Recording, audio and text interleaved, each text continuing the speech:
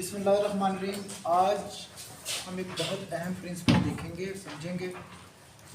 جو لوگ یہ سمجھتے ہیں کہ ان کی لائف فیلئر کا شکار ہے، تو یہ ہماری آج کی ویڈیو ان لوگوں کے لیے ہے۔ اس ویڈیو کے تھرو وہ اپنے فیلئر کو سکسیس کی طرف لے جا سکتے ہیں، اور اپنی زندگی کو، جس کو یہ سمجھتے ہوں گے کہ ہماری تو قسمت ہی خراب ہے اور ہم سب لوگ آگے بڑھ گئے اور ہم پیچھے رہ گئے، تو اپنے اس گلے کو ختم کر سکتے ہیں اگر وہ آج کی اس ویڈیو کو اچھے سے سمجھیں اور اس پر جو ہے اپنی زندگی کے اندر عمل کریں۔ آپ یہ دیکھیں، دوسری جنگ عظیم کے بعد جب ناگاساکی اور جاپان کے اوپر بہت زیادہ بمباری ہوئی، اتنی بمباری ہوئی کہ وہ وہاں پر جو لوگ تھے ان کی جو نسلیں بھی پیدا ہوتی رہی نا، تو وہ ان کے اوپر بھی اس کے اوپر اثرات تھے، ہیروشیما اور ناگاساکی کے اوپر۔ یعنی کہ وہاں سے کچھ ایسے بھی علاقے تھے جو اس ایٹمی بم کے ان کے اوپر اتنے اثرات تھے اس علاقے کے اندر، وہاں سے جو لوگ گزرتے تھے اس کے اوپر وہ اثرات آ جاتے تھے، تو کہیں نہ کہیں سے معذوری یا کوئی اس کا سائیڈ ایفیکٹ جو ہے ان کا وہ ان کے جسم کے اوپر پیدا ہو جاتا تھا۔ لیکن نا، میں نے جیسے آپ کو پہلے بتایا کہ ان لوگوں نے جب اس جنگ کے اندر صرف ایک چیز کو بچانے کی کوشش کی، وہ اپنی تعلیم، اور انہوں نے ایک پرنسپل بنایا۔ اگر آج آپ بھی اس پرنسپل کو اپنی زندگی کے اندر شامل کر لیں تو آنے والے جو کچھ سالوں کے اندر آپ دیکھ لیں گے کہ وہ آپ کو اس کا کتنا فائدہ ہوگا۔ وہ پرنسپل تھا کنسسٹنٹ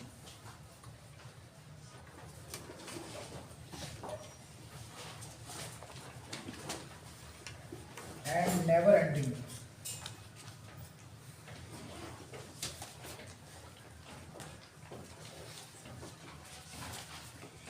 امپروومنٹ۔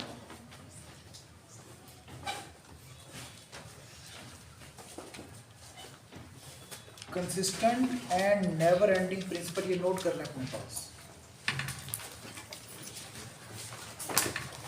دوسری جنگ عظیم کے بعد انہوں نے اس پرنسپل پر عمل کرنا شروع کیا، اور اگلے 14-15 سالوں کے اندر انہوں نے اتنا امپروو دوبارہ کر لیا کہ جس سوئی کے اوپر میڈ ان جاپان لکھا تھا اور لوگ اس سوئی کو بھی خریدتے تھے۔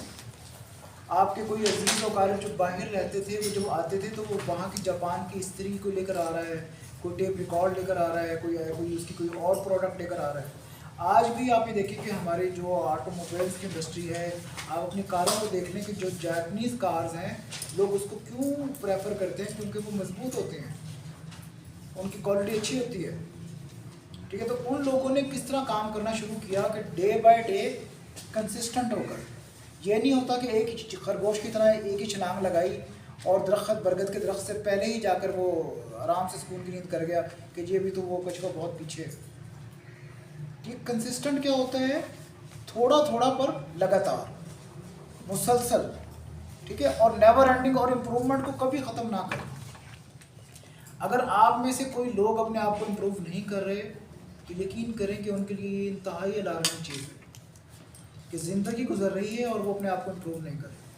ہمارے پیارے نبی کریم صلی اللہ علیہ وسلم کا بھی ارشاد مبارک ہے کہ ہلاکت ہے اس شخص کے لیے جس کا پچھلا دن اور آج کا دن ایک جیسا ہے، یعنی کہ وہ کل کی نسبت اپنے آج کے دن کو بہتر بنانے کی کوشش نہیں کر رہا۔ تو پہلا اصول زندگی کے اندر یاد رکھیں کہ آپ لوگوں نے کنسسٹنٹ رہتے ہوئے ڈیلی کچھ نہ کچھ سیکھنا ہے اور ڈیلی اپنی لائف کو امپروومنٹ کی طرف لے کر جانا ہے۔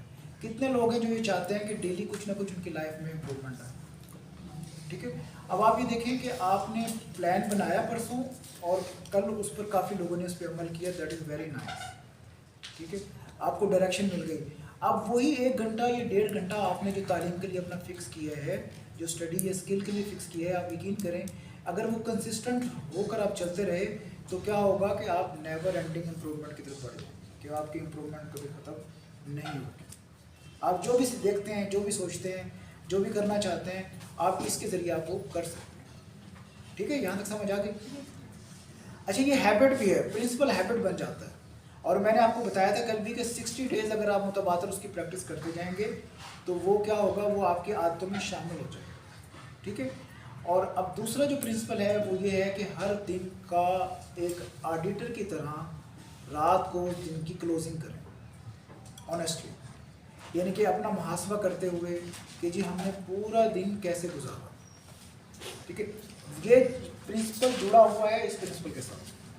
اگر آپ اس میں ہیپی اینڈنگ کرتے ہیں نا،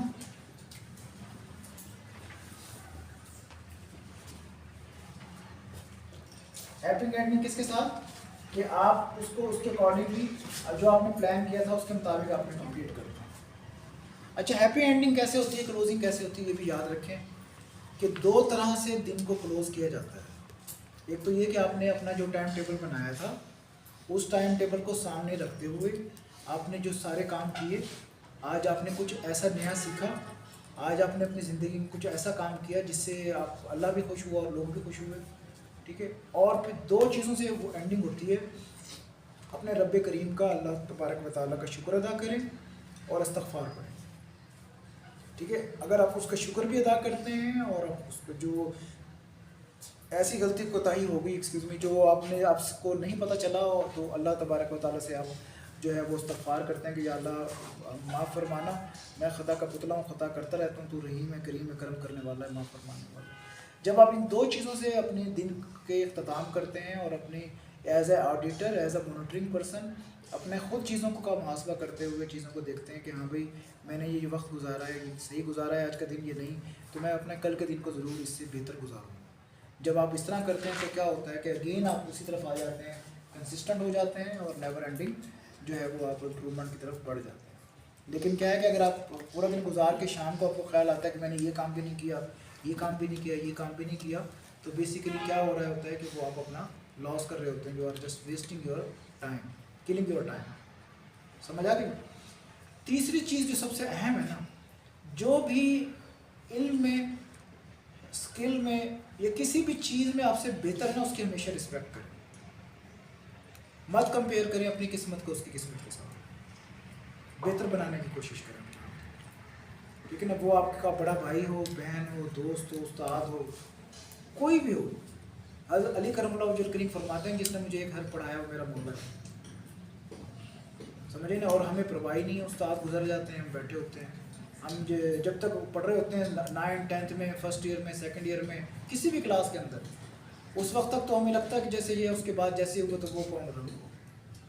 ये ज़िंदगी के प्रिंसिपल्स हैं, ये एथिक्स हैं, ये है, ये जो अगर इनको हैबिट्स बना लेंगे, क्योंकि देखें फार्मूला है नेचर का, do evil and look for the same. दिमागों में और दिलों में कदूरते रखते जाओ, हसद रखते जाओ, आपके साथ भी वैसे ही होगा, ठीक है ना। आप कभी, मैंने किसी एक शख्स को भी, मेरे उस्ताद मुझे बताते थे, मैं आज आपको बताता हूँ, मैंने किसी एक ऐसे शख्स को भी ज़िंदगी में कामयाब होते नहीं देखा जिसने अपने वालिदैन की, जिसने अपने असातिज़ा की, जिसने अपने सीनियर्स की रिस्पेक्ट नहीं।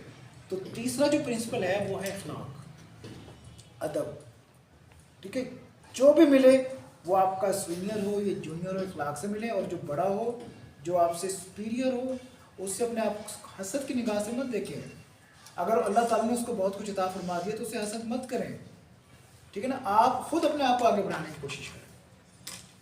जब आपके अंदर एक स्ट्रगलिंग इमोशंस पैदा होना शुरू हो जाएंगे ना, तो फिर आपके अंदर हसद नहीं पैदा होगा, फिर आप मेहनत करना सीखेंगे, फिर आप ये कहेंगे कि मुझे भी आगे निकलना। आप गिला नहीं करेंगे या अल्लाह इसको इतना दे दिया और मेरी किस्मत ऐसी बना दी, कभी भी ऐसा मत करें ज़िंदगी के अंदर। समझ आ गई कि इखलाक के साथ, एथिक्स के साथ, जिसको अल्लाह तबारक व तआला ने आपको, आपके मुकाबले में अगर उसको ज़्यादा इल्म दिया है, ज़्यादा तजुर्बा दिया है, ज़्यादा रुतबा दिया है, उसकी इज़्ज़त करें।